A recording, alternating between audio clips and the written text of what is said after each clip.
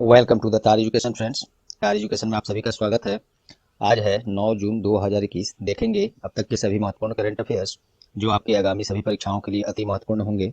साथ में देखेंगे ज़्यादा से ज़्यादा एक्स्ट्रा फैक्ट्स और ऑप्शंस में भी डिस्कशन करेंगे, जिससे कि आप औरों से आगे रहेंगे। क्वेश्चंस हिंदी इंग्लिश दोनों में है। आपसे आग्रह है कि क्लास पूरा देखें, तभी आपको इस क्लास का महत्व पता चलेगा। और इस क्लास का पीडीएफ आप टार एजुकेशन की वेबसाइट से डाउनलोड कर सकते हैं, जिसका लिंक डिस्क्रिप्शन बॉक्स में दिया हुआ है। साथ ही आप टार एजुकेशन के अदर सोशल मीडिया जैसे व्हाट्सएप, टेलीग्राम, फेसबुक, ट्विटर सबसे जुड़ सकते हैं, उसका भी लिंक डिस्क्रिप्शन बॉक्स में दिया हुआ है। यदि आप चैनल पर नए हैं या चैनल को अब तक सब्सक्राइब नहीं किए हैं तो प्लीज़ चैनल को सब्सक्राइब कर दीजिए, और सब्सक्राइब कर लिया है पहले से तो बहुत बहुत धन्यवाद। तो चलिए शुरू करते हैं आज का क्लास। पहला प्रश्न है, recently which park has become the 6th national park of the state of Assam. हाल ही में कौन असम राज्य का छठा राष्ट्रीय उद्यान नेशनल पार्क बन गया है? तो इसका सही जवाब है रायमोना। ये असम में पहले से 5 राष्ट्रीय उद्यान अर्थात नेशनल पार्क था। अब ये रायमोना भी वहाँ नेशनल पार्क बन गया। अब इसी के साथ वहाँ 6 नेशनल पार्क हो गए। तो ये असम के कोकराझार जिले में है ये रायमोना, वहीं पे है ये नेशनल पार्क बन गया छठा। इससे पहले 5 जो थे उसको देख लेते हैं। पहला है काजीरंगा, काफी चर्चित है, कई बार एग्जाम्स में पूछा गया है। मानस, ये भी काफी इंपोर्टेंट है। तो काजीरंगा, मानस, नामेरी, ओरांग एंड और दिब्रू साईखोवा, ये 5 नेशनल पार्क जो असम के काफी इंपोर्टेंट और चर्चित हैं, कई बार एग्जाम्स में पूछा गया है, ये आप लोग ध्यान रखेंगे। और छठा रायमोना बन गया, ये तो इंपोर्टेंट है ही। तो असम में है, असम के बारे में भी देख लेते हैं। कैपिटल दिसपुर, सीएम वहाँ हेमंत बिस्वा शर्मा हाल ही में बने हैं, और गवर्नर प्रोफेसर जगदीश मुखी। अब चलिए बाकी ऑप्शन देख लेते हैं।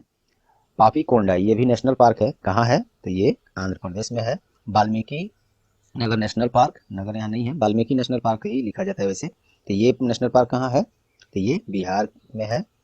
और काजीरंगा नेशनल पार्क ये कहाँ है? तो ये हिमाचल प्रदेश में है। ये भी तीनों काफी चर्चित नेशनल पार्क्स हैं और कई बार पूछे जा चुके हैं। तो चलिए नेक्स्ट देखते हैं। इस प्रश्न में आपको इतने फैक्ट्स मिले। दूसरा प्रश्न है, हाल ही में कहाँ भारत का पहला अंतर्राष्ट्रीय समुद्री सेवा क्लस्टर का शुरुआत किया गया है? इंडिया का फर्स्ट इंटरनेशनल मैरीटाइम सर्विस ये शुरू किया गया है कहाँ? तो गिफ्ट सिटी। गिफ्ट सिटी कहाँ है? तो गिफ्ट सिटी गुजरात में भारत का पहला स्मार्ट सिटी है, वहीं पे ये सेवा शुरू किया गया है। कौन सा? अंतर्राष्ट्रीय समुद्री सेवा, भारत का पहला है, तो ये काफी इंपोर्टेंट हो गया। अब चलिए गुजरात में हुआ है तो इसके बारे में देख लेते हैं। गुजरात की राजधानी गांधीनगर, मुख्यमंत्री विजय रूपाणी, गवर्नर आचार्य देवव्रत। अब बाकी ऑप्शन देख लेते हैं। पुणे हाल ही में क्यों न्यूज में रहा था? तो भारत का पहला कृषि निर्यात सुविधा केंद्र शुरू किया गया है, पुणे में ही किया गया है। जम्मू कश्मीर में ये कोविड-19 से प्रभावित परिवार को मासिक और वार्षिक आर्थिक सहायता देने वाला पहला केंद्र शासित प्रदेश बन गया है जम्मू कश्मीर। तो ये पहला ऐसा देने वाला सर्विस पहला केंद्र शासित प्रदेश है, तो इम्पोर्टेंट है, ध्यान रखेंगे। मुंबई क्यों चर्चा में रहा है? तो ड्राइव इन वैक्सीनेशन सेंटर शुरू करने वाला ये भारत का पहला शहर है। ड्राइव इन वैक्सीनेशन सेंटर क्या है? तो इसमें होता क्या है कि वैसे लोग जो विकलांग हैं या जिनके पास अपनी कोई सवारी नहीं, वाहन नहीं है, तो उनको खुद ये इस पहल के द्वारा उनको बैठाकर जहाँ सेंटर है वहाँ पे ले जाकर वैक्सीनेशन कराया जाता है, टीका लगवाया जाता है। तो ये है drive in vaccination centre, Mumbai Bharat का पहला है ये, तो ये भी इंपॉर्टेंट है। चलिए नेक्स्ट देखते हैं। 67वें राष्ट्रीय फिल्म पुरस्कार 2021 में पर्यावरण संरक्षण पर आधारित किस फिल्म को सर्वश्रेष्ठ फिल्म का पुरस्कार मिला है? तो इसका सही जवाब है वाटर बरियल, ब्यूरियल बोलेंगे इसको, वाटर ब्यूरियल। ये हिमाचल प्रदेश में फिल्म निर्माता एक हैं, उनका नाम है शांतनु सेन द्वारा निर्देशित है। फिल्म का नाम है वाटर ब्यूरियल, इसी को मिला है 67वें राष्ट्रीय फिल्म पुरस्कार 2021 में सर्वश्रेष्ठ फिल्म का पुरस्कार, वो भी पर्यावरण संरक्षण पर आधारित। और तो ये रहा इसमें। चलिए बाकी ऑप्शन देख लेते हैं। नोमैडलैंड ये क्यों चर्चा में रहा है? तो 93वें एकेडमी अवार्ड्स जिसे ऑस्कर भी बोलते हैं, तो ये जो 2021 में ये अवार्ड का घोषणा किया गया, ऑस्कर अवार्ड 2021 93वां संस्करण था, इसमें सर्वश्रेष्ठ फिल्म का पुरस्कार ये नोमैडलैंड को ही मिला है। और सोल, तो ये सर्वश्रेष्ठ एनिमेटेड फिल्म का पुरस्कार इसको मिला है, सोल को, उसी में ऑस्कर पुरस्कार 2021 में ही। अनदर राउंड, ये इंटरनेशनल फीचर फिल्म के रूप में इस फिल्म को पुरस्कार मिला है, अनदर राउंड, ये भी ऑस्कर पुरस्कार 2021 में ही। तो ये सब उसी से संबंधित ऑप्शंस हो गए। चलिए नेक्स्ट देखते हैं। रेटिंग एजेंसी क्राइसिल के द्वारा वित्त वर्ष 2021-22 में भारत का विकास दर कितने प्रतिशत रहने का अनुमान लगाया गया है? तो इसका सही जवाब है 9.5%। और ये क्राइसिल द्वारा अनुमान लगाया गया है। तो ये कौन है? तो ये अपने भारत का ही एक रेटिंग एजेंसी है। बाकी तो सब विदेशी रेटिंग एजेंसी अनुमान लगाती ही हैं। ये भारतीय रेटिंग एजेंसी है क्राइसिल। इसका हेडक्वार्टर मुंबई में है। तो ये कहाँ का है ये भी कभी पूछा जा सकता है। चलिए बाकी ऑप्शन देखते हैं। 10.8% ये किसके द्वारा अनुमान लगाया गया है? ये रेटिंग एजेंसी ब्रोकरेज कंपनी है एक नोम्यूरा, जो कि जापान की है, उसके द्वारा 10.8% अनुमान लगाया गया है। नोम्यूरा जापान की है। ये बात भी इसमें देखिए, जो भी बताया जा रहा है इसमें 2-3 पॉइंट हर चीज़ में वो सीधे आप लोग दिमाग में रखेंगे, वो भी पूछा जाता है। नोम्यूरा का जो है ब्रोकरेज कंपनी है, कहाँ का है? तो जापान का है। ये सब पॉइंट दिमाग में आपको होना चाहिए। चलिए 9.3% ये रेटिंग एजेंसी है एक मूडीज, इसके द्वारा 9.3% अनुमान लगाया गया है भारत का जीडीपी 2021-22 में। और ये मूडीज जो है अमेरिकी क्रेडिट रेटिंग एजेंसी है, ये ध्यान रखेंगे। 9.9 ये किसने लगाया है? तो ये ओईसीडी द्वारा हाल ही में 1-2 रोज पहले का ये है, इसने अनुमान लगाया है 9.9%। ओईसीडी ओईसीडी अर्थात organization for economic cooperation and development, इसका फुल फॉर्म होता है। और ये ओईसीडी कहाँ का है? इसका हेडक्वार्टर पेरिस फ्रांस में है। चलिए नेक्स्ट, हाल ही में किस राज्य सरकार के द्वारा प्राण वायु देवता पेंशन योजना का शुरुआत किया गया है? तो इसका सही जवाब है हरियाणा। इस योजना के तहत वैसे सभी पेड़ पौधों को सम्मानित किया जाएगा जो 75 वर्ष और उससे अधिक आयु के हैं और जीवन भर ऑक्सीजन और छाया प्रदान करके मानवता की सेवा किया है। तो ये है प्राण वायु देवता पेंशन योजना। काफ़ी ये चर्चित हो सकता है, क्योंकि देखिए ये इसमें पेड़ पौधों को सम्मानित किया जाएगा, पेंशन योजना इसे नाम भी रखा गया है। काफ़ी खास हो सकता है, ध्यान रखेंगे, हरियाणा सरकार द्वारा। चलिए हरियाणा के बारे में देख लेते हैं। कैपिटल चंडीगढ़, मुख्यमंत्री मनोहर लाल खट्टर, गवर्नर सत्यदेव नारायण आर्य। अब बाकी ऑप्शन देख लेते हैं। केरल क्यों न्यूज में रहा है हाल ही में राज्य में नौकरी की संभावनाओं को बढ़ावा देने के लिए केरल सरकार द्वारा नॉलेज इकोनॉमिक मिशन ये केरल सरकार के द्वारा लॉन्च किया गया था। लद्दाख के उपराज्यपाल कौन है? आर.के. माथुर हैं। उनके द्वारा विद्यार्थियों को डिजिटल लर्निंग के लिए प्रोत्साहित करने के लिए एक योजना लॉन्च किया गया था, उसका नाम है युवा टैब। लद्दाख के द्वारा, लद्दाख के उपराज्यपाल आर.के. माथुर, ध्यान रखेंगे, पूछा जा सकता है।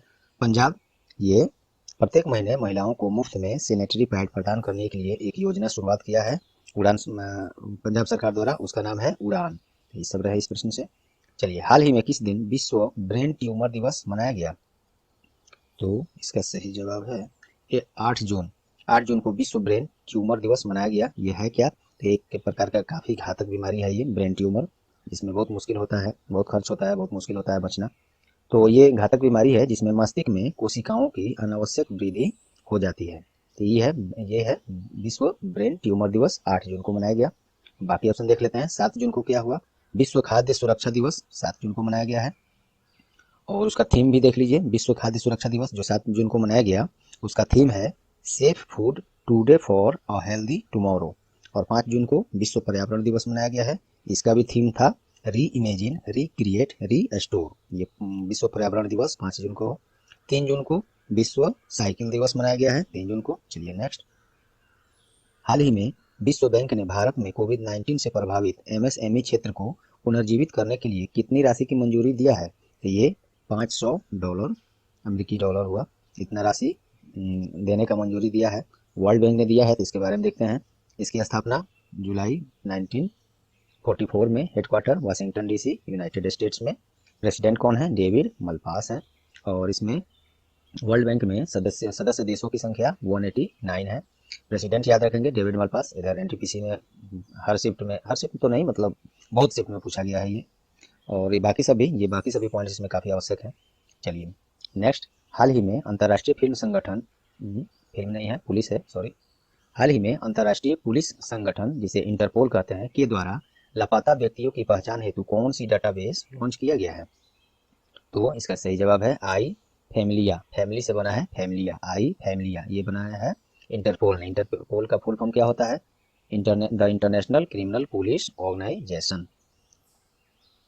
अब चलिए ये बनाया है ये। तो बाकी ऑप्शन देख लेते हैं। यूनाइट अवेयर, ये भारत और संयुक्त राष्ट्र संघ के द्वारा शांति रक्षकों के लिए, शांति रक्षक वो होते हैं जो संयुक्त राष्ट्र में भारत की तरफ से शांति दूत के रूप में रहते हैं, सुरक्षा के रूप में।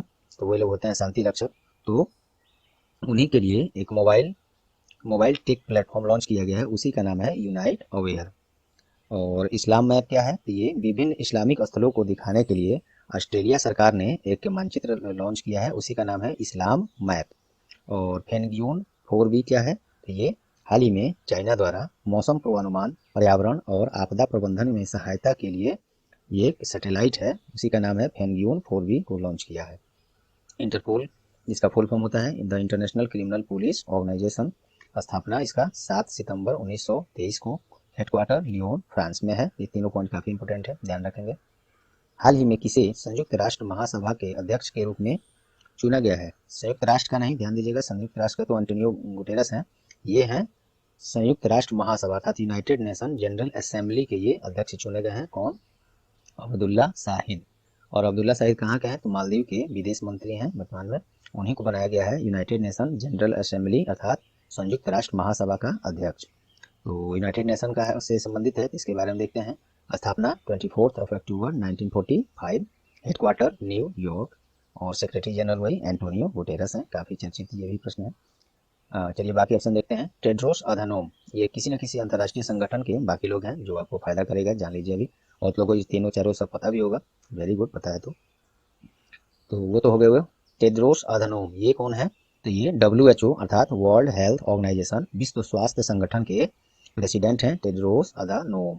और डेविड मलपास, ये भी ऊपर हम लोग चर्चा भी किए हैं, याद ही होगा, ये वर्ल्ड बैंक के प्रेसिडेंट हैं। और एक और बात कि वर्ल्ड बैंक के प्रेसिडेंट जो होते हैं वे लगभग अमेरिका से ही बिलोंग करते हैं, तो ये अब तक ऐसा हुआ है, तो ये पॉइंट नोट करने लायक है। तो वर्ल्ड बैंक के प्रमुख हैं डेविड मलपास। और मसत्सुगु असाकावा ये कौन है, तो ये ADB अर्थात एशियन डेवलपमेंट बैंक, एशियाई विकास बैंक के प्रेसिडेंट हैं मसत्सुगु असाकावा, और ये जापान से हैं। तो ये सब फैक्ट्स आपको इतने मिले इसमें। चलिए नेक्स्ट, हाल ही में किस दिन विश्व महासागर दिवस मनाया गया, तो इसका सही जवाब है 8 जून को। विश्व महासागर दिवस इंग्लिश में ज़्यादा बेहतर लगेगा आपको, वर्ल्ड ओशन डे। तो ये मनाया गया 8 जून को। इसका थीम रहा है the ocean life and livelihoods. और ये जो है संयुक्त राष्ट्र के द्वारा वर्ष 2021 से 2030 तक यूनाइटेड नेशन सतत विकास हेतु महासागर विज्ञान दशक के रूप में मनाने का फैसला भी किया है, इसी से संबंधित है, तो मैंने ये रख दिया है। अब चलिए बाकी ऑप्शन देख लेते हैं। 6 जून को क्या मनाया गया, तो हाल ही में संयुक्त राष्ट्र रूसी भाषा दिवस 6 जून को मनाया गया। ये कुछ लोग को लग रहा है इंपॉर्टेंट नहीं है, लेकिन इंपॉर्टेंट है संयुक्त राष्ट्र रूसी भाषा दिवस, इसलिए क्योंकि ये संयुक्त राष्ट्र में जो 6 भाषाएं चलती हैं, आधिकारिक भाषाएं हैं संयुक्त राष्ट्र में, उसमें से एक है रूसी भाषा, तो इसलिए वो महत्वपूर्ण है और इसीलिए मनाया भी जाता है वो। चलिए 2 जून को क्या मनाया गया, तो ये तेलंगाना राज्य अपना स्थापना 8वां स्थापना दिवस 2 जून को मनाया गया है, क्योंकि वर्ष 2014 में आंध्र प्रदेश से कुछ भाग को अलग कर एक नए राज्य तेलंगाना का निर्माण हुआ था। और 1 जून को, तो ये 1 जून को वैश्विक अभिभावक दिवस अर्थात ग्लोबल डे ऑफ फैमिली 1 जून को मनाया गया है। उसका थीम है appreciate all parents through the world, अर्थात 1 जून को ये हो गया वैश्विक अभिभावक दिवस, इंग्लिश में होगा ये the global day of family, तो इसमें ये रहे। अब चलिए कुछ क्वेश्चंस वन लाइनर फॉर्म और एक्स्ट्रा फैक्ट के साथ फटाफट देख लेते हैं। स्कूली शिक्षा में परफॉर्मेंस ग्रेडिंग इंडेक्स में किस राज्य ने शीर्ष स्थान हासिल किया है, तो ये पंजाब द्वारा किया गया है। क्या है ये परफॉर्मेंस ग्रेडिंग इंडेक्स, स्कूलिंग शिक्षा में जो ग्रेडिंग सिस्टम चलता है तो उसमें ज़्यादा ग्रेड एवरेज जो देखा गया सभी राज्यों में, तो इसमें शीर्ष पर रहा है पंजाब। पंजाब की राजधानी चंडीगढ़, मुख्यमंत्री captain Amarinder Singh, governor BP Singh Badnore.